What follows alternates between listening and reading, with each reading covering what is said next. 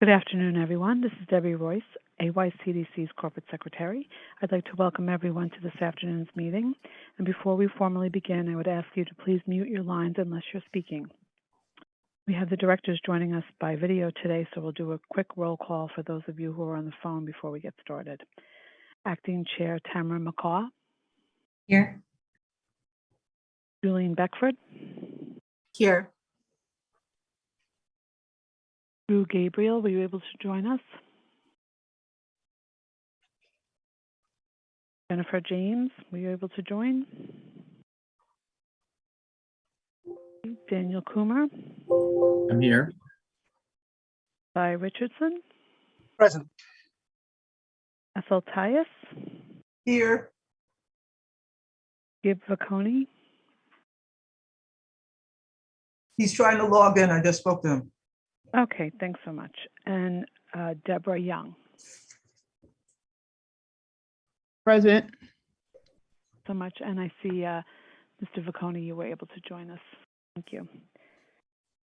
Okay, thanks so much, everybody, for joining today. And Chair McCaw, you're ready to begin. Thank you. Good afternoon. It's nice to see you all today, and I welcome everyone to today's meeting. I now call to order the meeting of the directors of the Atlantic Yards Community Development Corporation for Tuesday, March 22nd, 2022. Before we get started, I'm going to back you up here, Debbie. I will remind everyone to please mute your video and your phones until you are ready to speak. Also, for the record, I will ask that anyone wishing to speak, please be sure to state your name before you begin so you are identified for folks who are joining us by phone today. I'd like to note for the record that in accordance with current legislation, this meeting will be conducted by video and teleconference. I will also note for the record that the public was given the opportunity to comment on today's agenda by submitting their written comments by 10 a.m. today. I'd like to state for the record that no comments were received from the public. The directors have received the meeting materials in advance of today's meeting and are free to ask questions at any time. Before we begin with the substantive portion of the meeting, I would like to ask the directors whether anyone has a potential conflict of interest with respect to any of today's agenda items. If so, I would ask you to please make an appropriate disclosure on the record at this time. We will then be sure that you may recuse yourselves from any discussion or vote with regard to such item. Okay, hearing none, I would like now to call upon Toby here to present the first item on today's agenda, a request for approval of the corporation's fiscal year 2022-2023 annual operating budget. Toby, when you're ready, please feel free to begin. I can't tell where you are. Sure. I don't have the privilege of being on video. I'm over the phone, so I hope directors are able to hear me okay. The directors are being requested to approve the corporation's fiscal year 2022-2023 operating budget, which totals $250,000. The budget, which is consistent with last year's budget, proposes $211,953 in personal services for salaries and employee fringe benefits, and $38,047 in non-personal services for costs such as insurance and office occupancy expenses. I'll note that the AYCDC operating budget is fully funded by an account per the funding agreement with the project developer. So these are all funds that are provided by a cost agreement that is completely covered by the Atlantic Yards developer. Happy to take any questions from the directors. Thank you, Toby. I'd like to remind everyone to please state your name before speaking. Directors, are there any questions or comments? Tamara, this is Cy Richardson. I just have a quick question, if I might. Sure, Cy, go ahead. Toby, just curious, the annual budget, has that increased, decreased, or is that static from when the corporation was launched? Just give me the summary and arc of the budget over the last several years. Sure. So the budget has increased. While it's consistent with last year's budget, I think that was the first year where we were at $250,000, but the budget has increased. Right now, I don't remember the escalator off the top of my head from when we started, but when the AYCDC was first established, through the first 5 years, I believe there was like a 15 or 20% increase in the budget. And now we are maintaining the $250,000 threshold for the next few years, unless there are changes to the requirements for the corporation. Thanks. Mr. Bocconi, I see your hand. Thank you.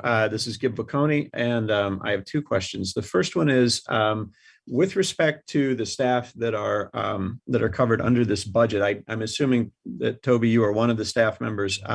Who is the other staff member, and what are his or her responsibilities?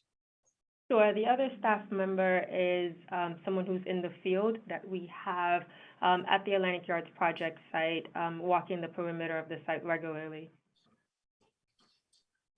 Okay.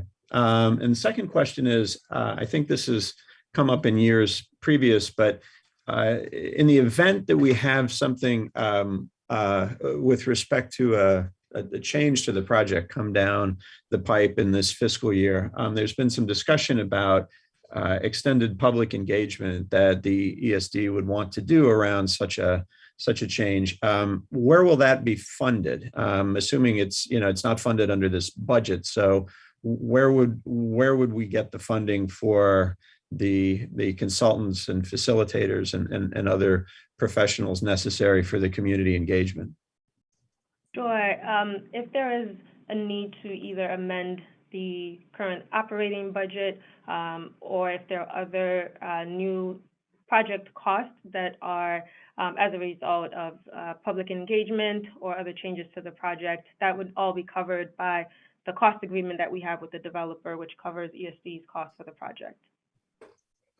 Okay, so ESD would prepare a new budget in that event, like an amended budget, and the developer would be obligated to fund it. Yes, we'd have to have a discussion about what the nature of the costs are, the type of services that we would be procuring, and then we would include that as part of our cost for the project, which the developer would fund. Okay, thank you. Thank you, Gib. I don't see any other hands. Are there any other questions? Or Actually, yeah. Sorry, I didn't. Should have used the raise hand function. Just going back to the second position that you mentioned. Is that a full-time employee? Yes, the person that's at the project site. Yes, it's a full-time employee. And Ethel, I think I. Yes, I do have a question. Is there a reticence? I sense a reticence to name the person. Is that something that could be revealed in this meeting? Oh, no, apologies. I didn't want to, I wasn't trying to be obscure. The staff member's name is Greg Lynch. And for those who may have been on previous site tours or engaged us in different ways, Greg has participated in those tours, and he walks the perimeter of the site, provides reports and updates on the activity there. I'm sorry, I missed the name. Greg Very good. Lynch. Thank you.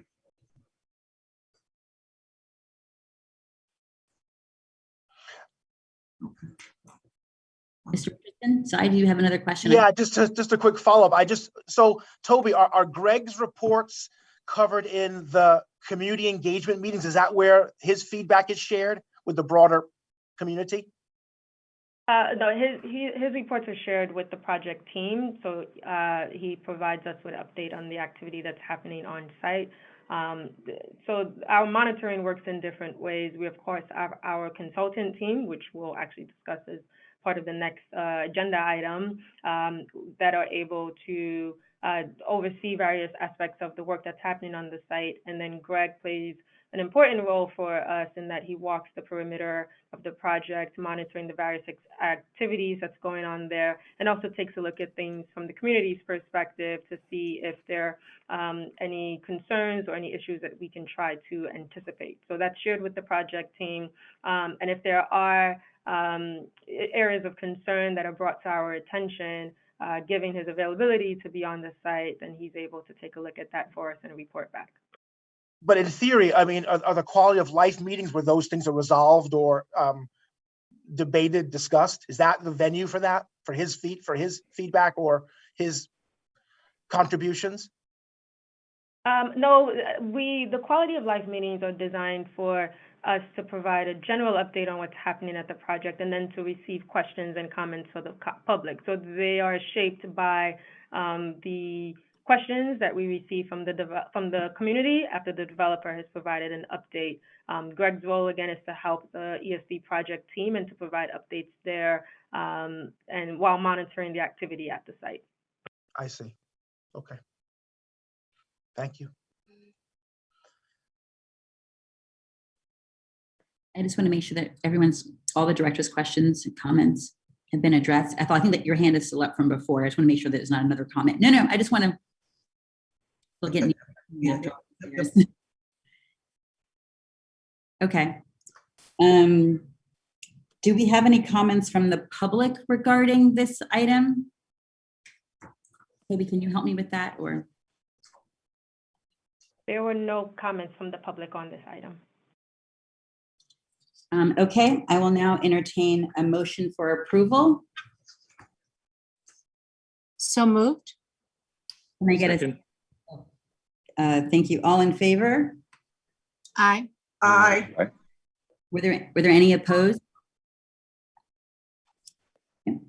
Thank you. The motion carries. Toby will now request authorization for the corporation to recommend to the directors of Empire State Development that ESD amend its consultant contract for mitigation monitoring services in connection with the Atlantic Yards Land Use Improvement and Civic Project. Toby, I turn it over to you again. All right, thank you. The directors are requested to provide advisement on ESD's mitigation monitoring contract with HDR for the Atlantic Yards project.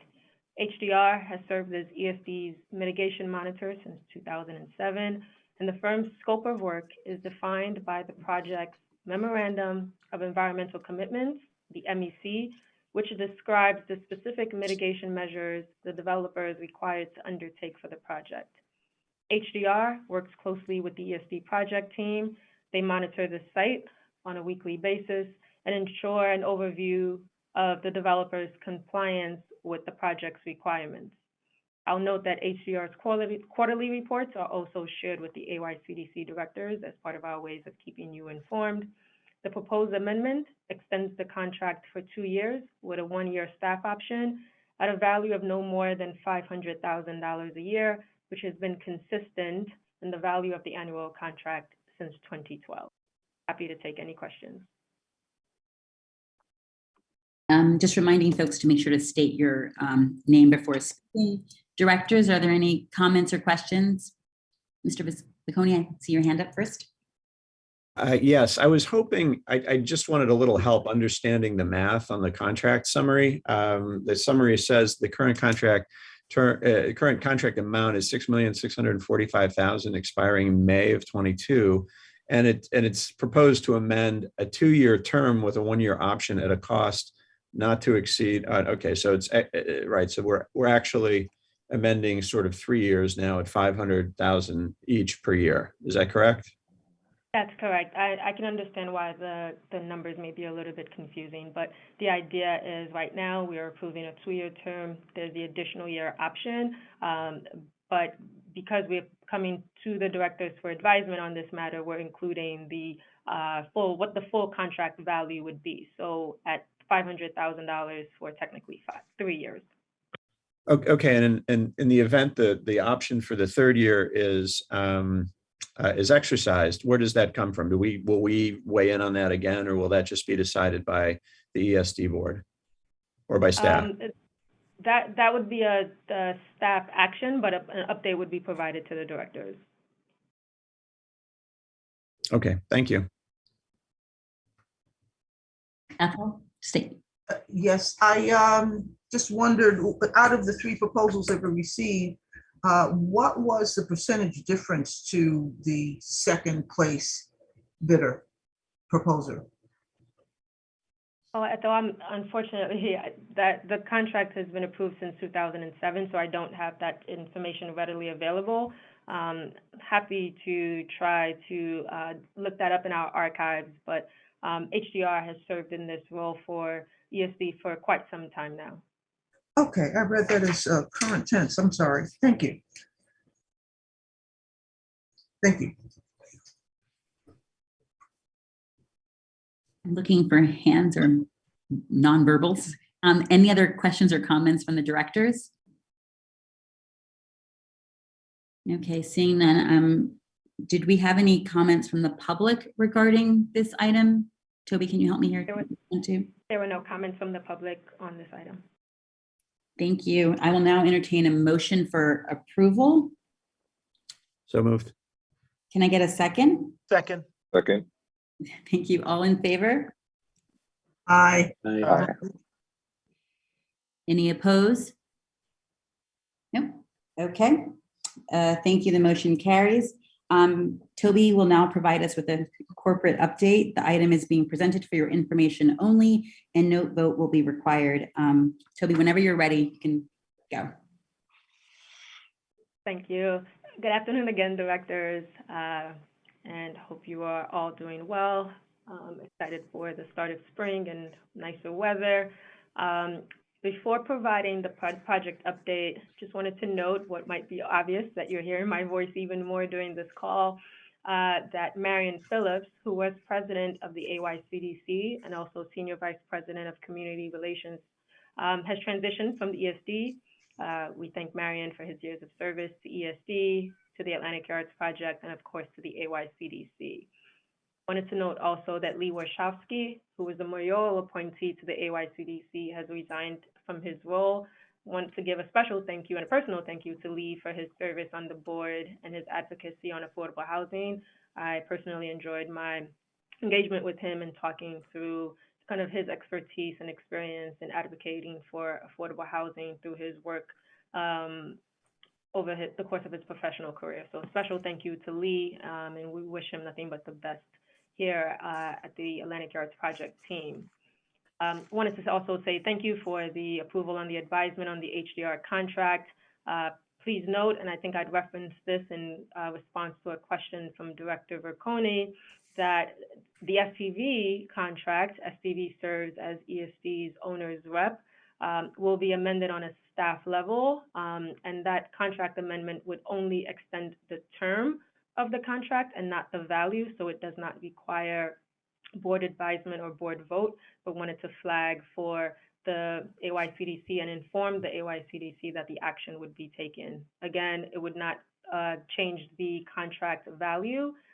It would only extend the term, and any changes to the contract would be presented to the AYCDC for advisement and to the ESD directors for approvals in the future. Moving on in terms of the project site, happy to announce that B15 with the address of 662 Pacific Street has reached substantial completion. The tower delivers 30% of its unit as 100% as affordable. We are really happy to note that the site will also deliver a DOE middle school at the base. The developer will turn over that site to the School Construction Authority for fit out and for work there. And the last update that I had received from the SDA is that it's expected that the school would be open for the start of the academic year 2024. There's been some requests from the community for engagement with the School Construction Authority and with the DOE with regards to the operations of the school. And so we'll continue to extend an invite to the SDA and to the DOE for a future quality of life meeting to be able to facilitate that engagement and discussion.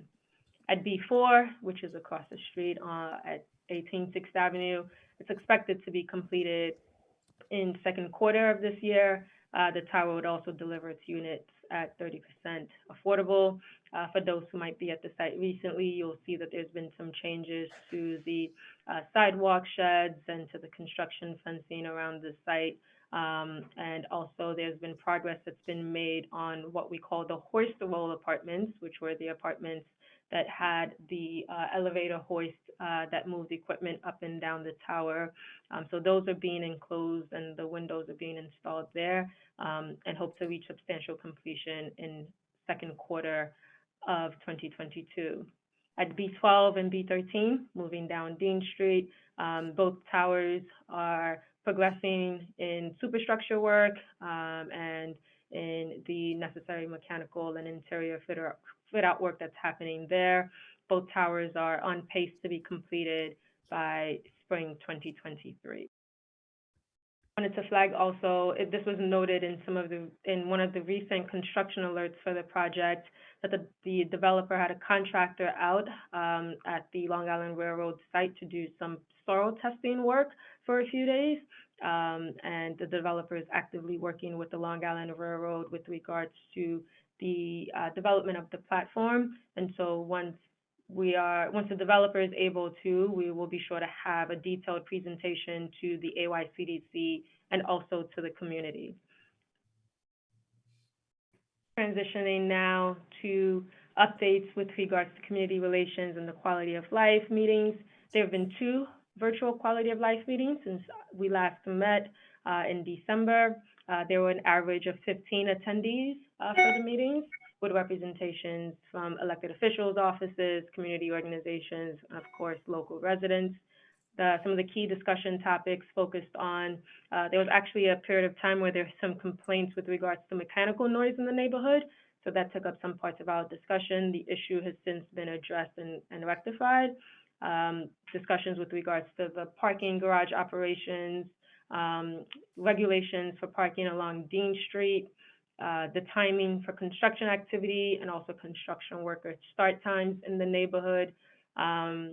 Of course, as I'd mentioned earlier, discussions around the LIRR platform and the timing for work also on B5, and general discussions with regards to the project's affordable housing obligations. The next quality of life meeting is scheduled for Tuesday, May 10, and details for that meeting will be shared with the community once available. So like I've said a lot and covered a few different topic items, so I'll stop here to take any questions or comments from the directors. I have a question. Ethel Tyus here. Please remind me how and when, and if the affordability will be revisited from time to time as the AMI may or may not shift. Sure. So right now, the B4 and B12 and B13 will deliver 30% of their residential units as affordable. The AMIs for B4 are available, but I don't have the AMIs for B12 and B13 at this time. And with regards to the project's 2025 affordability obligation and deadline, I don't have updates on that yet, but with the developer actively working with the Long Island Railroad to commence work on the platform and to also commence work on B5. Once we have a better sense of timing, we'll be sure to provide that update to the AYCDC and to the community. And for those towers, I don't have details on the AMI bands for what would be developed. Thank you. If I think that you were next in the queue. Thanks. This is Gib Bocconi speaking once again for the record here. A number of things I'd like to ask you about. First, since Ms. Tyus brought up the question of affordability, and I do want to thank Toby for sending out the affordable housing spreadsheet that had the up-to-date numbers of everything that has been delivered. The project up to this point is very far away from the commitments that were made in the 2005 Affordable Housing MOU. There is much more middle-income housing being provided here than was expected, and much less low-income housing being provided. I'm particularly concerned that it seems like everything that's under construction right now is being subsidized with Affordable New York Option C, which will enable the developer to offer all the units, the 30% units at 130% AMI, again with middle income. That's a middle income level. And apparently the community preference that existed prior to Affordable New York was a function of the 2007 421A. And when that sunset in 2016, there's no community preference anymore for affordable housing at Atlantic Yards. So nobody who lives in the community districts, the 4 districts that previously received preference surrounding Atlantic Yards 2, 3, 6, and 8 has any preference in the lottery anyway, even if they wanted the middle income apartment. This is just so far away from where the project was marketed in 2006. It's hard to overstate. This was a project that in 2006 actually convened a community meeting promising people from these neighborhoods affordable housing, low income affordable housing by 2010. So to think about how far we've departed from that is really, really a concern, and something that I hope we can find a way to address. Having said that, I would like to ask a couple of things that are a little bit more direct with respect to where the project's going. My understanding, and I guess this is something that Toby alluded to, my understanding is that the developers have asked DOT for MPTs to work on block 1120 and 1121 for the purpose of beginning to install footings for the platform over the rail yards. Is that correct? Are they in fact planning to work on both of those blocks and the work is going to commence in May, from what I've been told? Is that correct?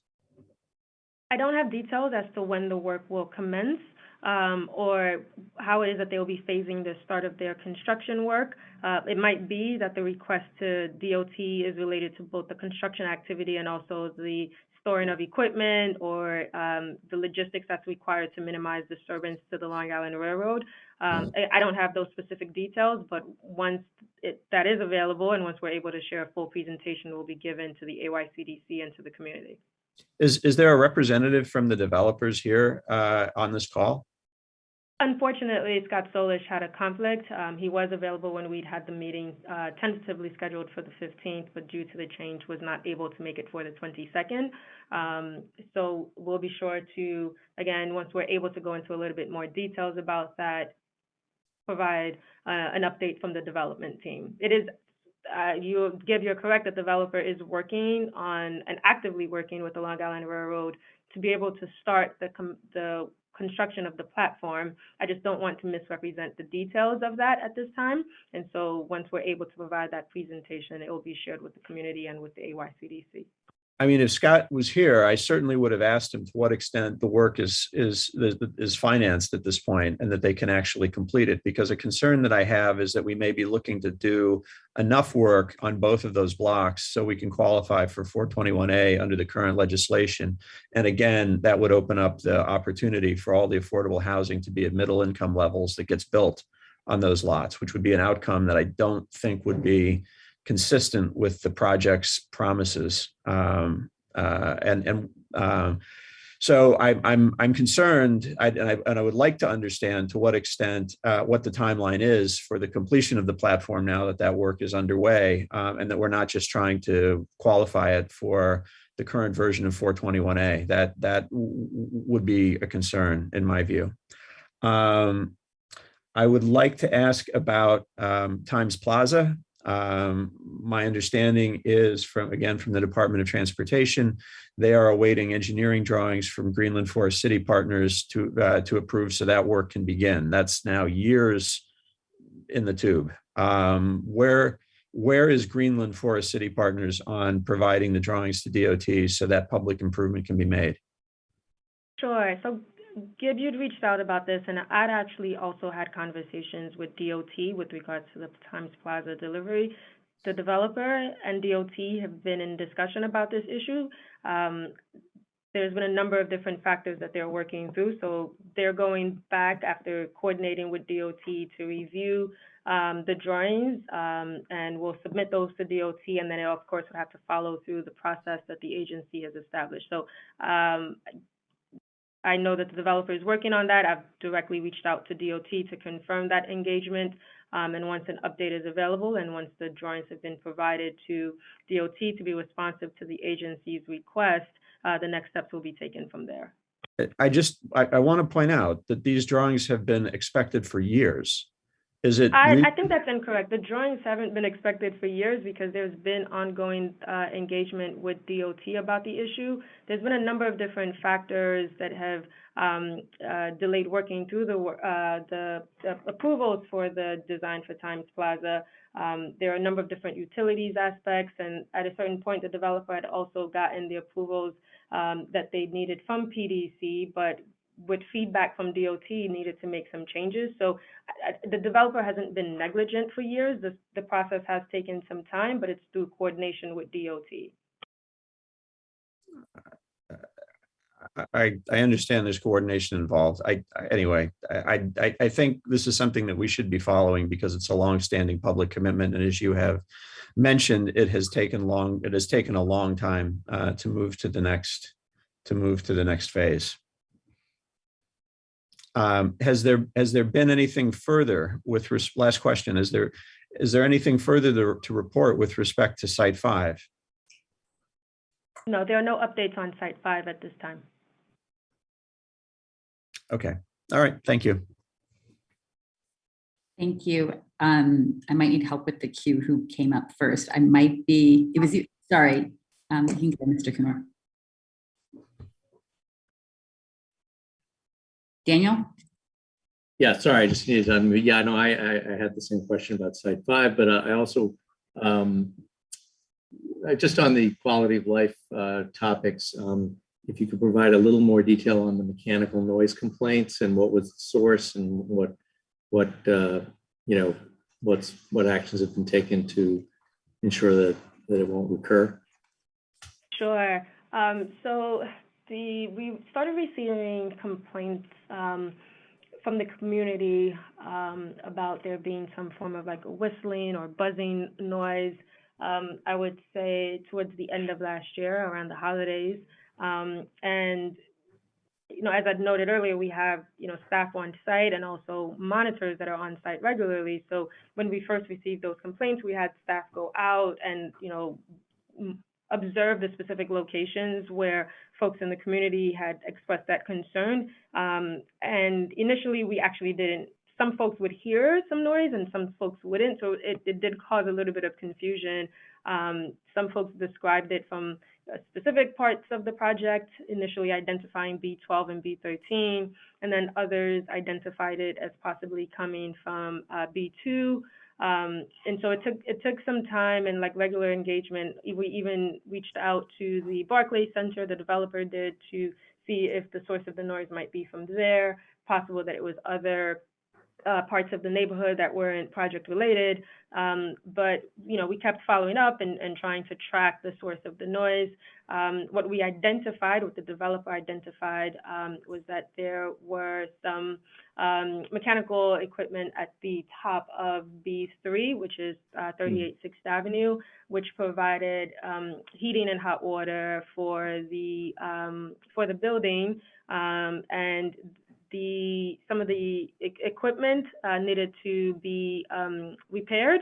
And so it took some time for the repair work to be done, but once the source of the noise was identified, the building's maintenance and operations staff took steps to minimize the disturbance to the community. And then they had contractors out and ordered new parts to repair the work. So we haven't received any new complaints in a number of weeks. And staff continue to monitor the equipment to ensure that it's functioning properly. Part of what made it complicated, not just as I described the fact that sometimes the noise was audible to some residents and not audible to others, was also that the equipment did provide heat and hot water to the residents in 38 6th Avenue, and so there wasn't an opportunity to not have the equipment running because then we'd face having hundreds of families without heat and hot water. So the issue has been addressed, it's been rectified, and staff are also on alert to monitor the conditions to make sure that it doesn't reoccur. Okay, thanks. That's very helpful.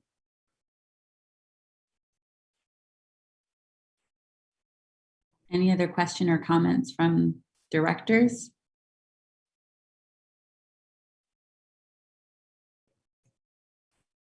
Okay, thank you for those updates, Toby. As noted on the agenda, we would normally now proceed to public comments. But as we mentioned earlier, no comments were received. Oh, sorry. Mr. Bocconi? I'm sorry, I was just remembered I had one other question, if it's okay. Sure. We've now passed the number of apartments that are that with TCOs that require an update to the traffic study for the project. Could we just get a status on where the traffic study is? Sure. So there is a project requirement that once we've received 1,500 temporary certificates of occupancy, the developer would carry out a traffic study to analyze any possible impacts of the project to the traffic grid and to the neighborhood. We are in discussion with both the developer and with DOT on that issue, and once an update is available, we'll be sure to share that. But it's a requirement that we're aware of. We flagged it as part of our regular monitoring of the project requirements, talking through the logistics, and once the details are available, we'll be sure to share. Okay, again, my understanding is DOT hasn't received the scope for that traffic study yet. Is that correct? That's correct. Okay.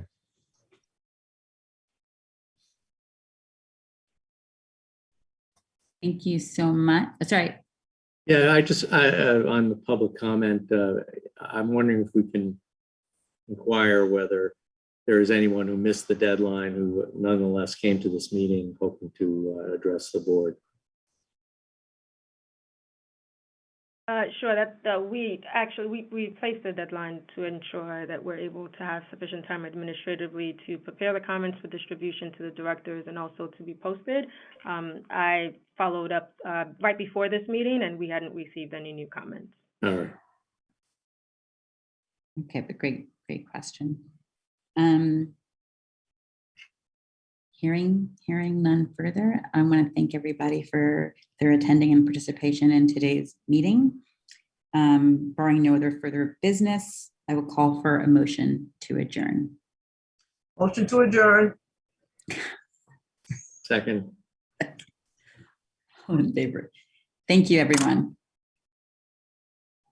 Thanks. Bye, everyone. You.